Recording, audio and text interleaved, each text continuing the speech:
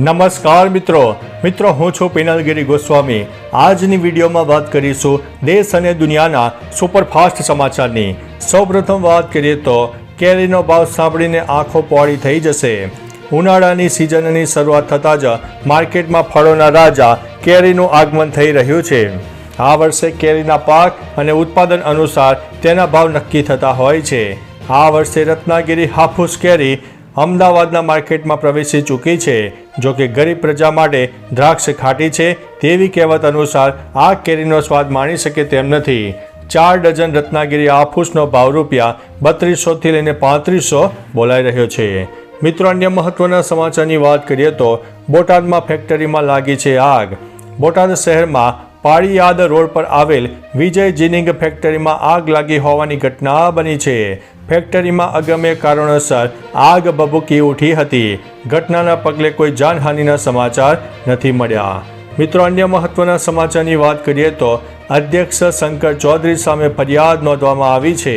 અધ્યક્ષ શંકર ચૌધરી સામે કોંગ્રેસ પ્રવક્તા મનીષ દોશીએ ફરિયાદ નોંધાવી છે। મિત્રો, તેમનો દાવો છે કે બનાસકાંઠા ભાજપના ઉમેદવાર રેખા ચૌધરી માટે શંકર ચૌધરી વાવ અને થરાદમાં પ્રચાર કરી રહ્યા છે। પુરાવાના ભાગરૂપે કેટલાક વિડીયો રજૂ કર્યા છે। દાવો છે કે આ વિડીયોમાં શંકર ચૌધરી ચૂંટણી પ્રચાર કરતા જોવા મળી રહ્યા છે। બંધારણીય રીતે કોઈ પણ પાર્ટીનો સભ્ય અધ્યક્ષ પદે ચૂંટાયા બાદ તે પાર્ટીની પ્રવૃત્તિઓમાં અલિપ્ત થઈ જાય છે। મિત્રો, અન્ય મહત્વના સમાચારની વાત કરીએ તો રોડ શો, જનસભા, ફોર્મ ભરવાનો કાર્યક્રમ લાગી રહ્યું છે। કેન્દ્રીય ગૃહમંત્રી અમિત શાહના ચૂંટણી ફોર્મ ભરવાના કાર્યક્રમને વિશેષ બનાવાશે।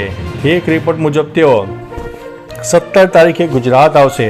18 એપ્રિલે ગાંધીનગર જિલ્લાની તમામ 7 વિધાનસભા બેઠક પર તેમનો રોડ શો યોજાય તેવી તૈયારીઓ ચાલી રહી છે। 19 તારીખે તેઓ વિશાળ જનસભાને સંબોધન કરશે। ત્યારબાદ વિજય મુહૂર્તમાં ગાંધીનગર કલેક્ટર કચેરીએ ફોર્મ ભરશે। જોકે તેમના કાર્યક્રમની સત્તાવાર જાહેરાત કરાઈ નથી। મિત્રો, અન્ય મહત્વના સમાચારની વાત કરીએ તો બંને ભેગા મળીને વિવાદનો અંત લાવે। રાજકોટ લોકસભાની ચૂંટણીમાં ભાજપના ઉમેદવાર પરસોત્તમ રૂપાલા સામે ક્ષત્રિયોનો ભારે આક્રોશ છે। ત્યારે આ વિવાદ મુદ્દે સંતો મધ્યસ્થી માટે મેદાને આવ્યા છે। અખિલ ભારતીય સંત સમિતિના ગુજરાતના અધ્યક્ષ અને જગન્નાથ મંદિરના મહંત દિલીપદાસજીએ મહારાજે કહ્યું છે કે સંતોની એવી ઈચ્છા છે કે બંને પક્ષોએ બેઠક કરીને વિવાદનો અંત લાવવો જોઈએ। નેતાઓએ સમાજ અને રાષ્ટ્રના હિતની વાતો કરવી જોઈએ। આવા નિવેદનો આપવા જોઈએ નહીં। મિત્રો, અન્ય મહત્વના સમાચારની વાત કરીએ તો સાબરમતીની સ્થિતિ સુધરી કે નહીં? અમદાવાદ સાબરમતી નદીમાં ગંદકીનું સામ્રાજ્ય જોવા મળી રહ્યું છે।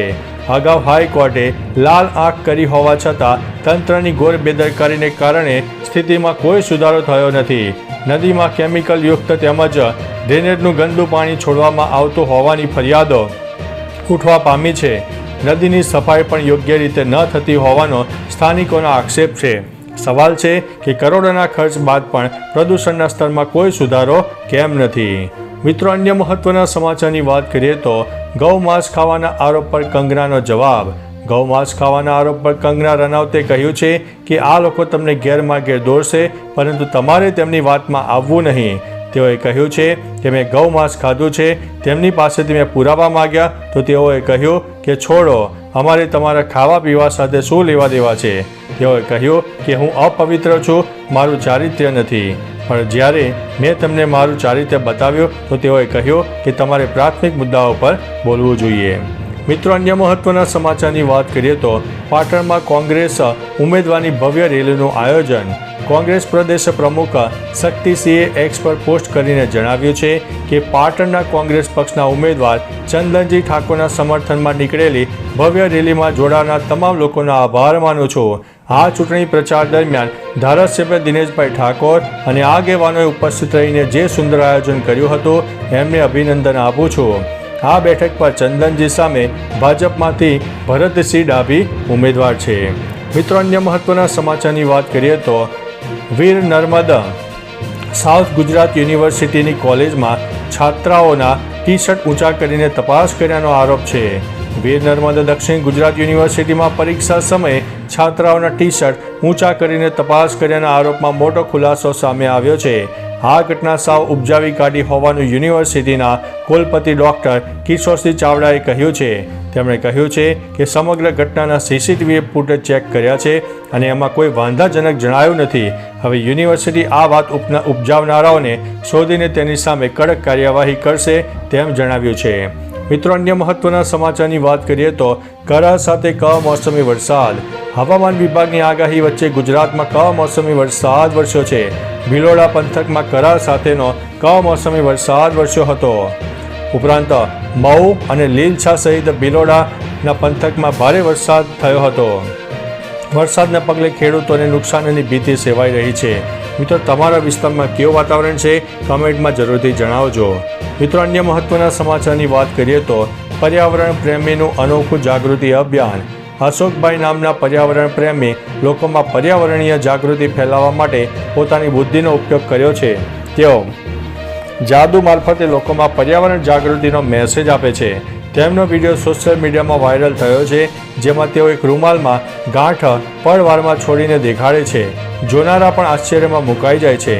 જો કે ગાંઠના મેસેજ સાથે કુદરત અને માનવ વચ્ચેની ગાંઠનું મહત્વ સમજાવીને લોકોમાં જાગૃતિ લાવવાનું કામ કરે છે. મિત્રો, અન્ય મહત્વના સમાચારની વાત કરીએ તો કોંગ્રેસની વિચારસરણી જ વિકાસ વિરોધી છે તેવું પીએમ મોદીએ જણાવ્યું છે. પીએમ મોદીએ પોતાના સંબોધનમાં કહ્યું છે કે કોંગ્રેસની વિચારસરણી જ વિકાસ વિરોધી છે. આ લોકો દેશના સરહદી ગામોને દેશના છેલ્લા ગામડાઓ કહે છે.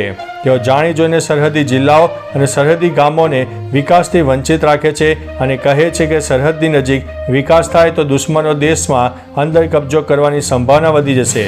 અમે સરહદી ગામોને છેલ્લું નહીં, દેશનું પહેલું ગામ માનીએ છીએ.